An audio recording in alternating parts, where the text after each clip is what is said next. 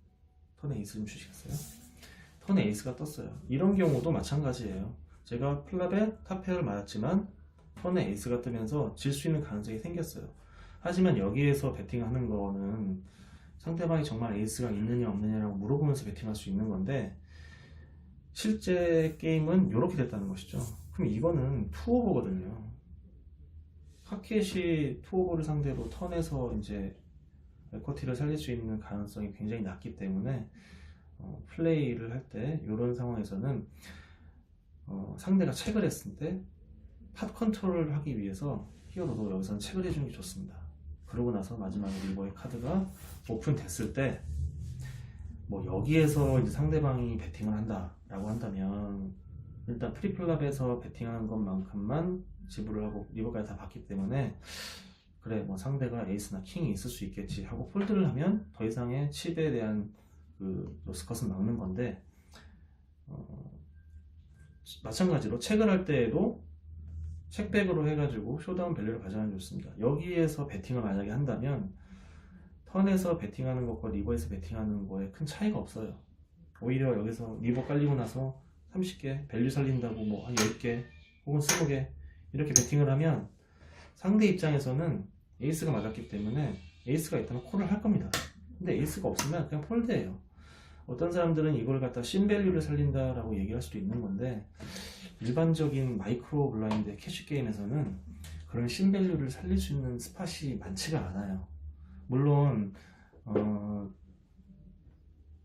상황에 따라서 상대를 오버폴딩 시킬 수 있는 그런 스킬을 가지신 분들이 있다면 지금 제가 말씀드린 이런 거는 큰 문제가 안 되겠지만, 일반적인 케이스 1, 2 블라인드에서의 그 스팟을 놓고 봤을 때에는 턴에서의 올인 플레이가 잘못됐다는 걸 알 수 있습니다. 그래서 숏스택을 상대할 때에는 첫 번째, 프리플랍의 올인 승부를 이끌어내는 승부를 보던가, 아니면 자기 카드보다 높은 카드가 깔렸을 때 상대방이 갖고 있을 수 있는 가능성이 있기 때문에 팟 컨트롤을 통해서 지더라도 조금 칩을 상하게 할 수 있는 그런 그 책이나 그런 컨트롤이 필요합니다. 네, 이상입니다. 네, 감사합니다.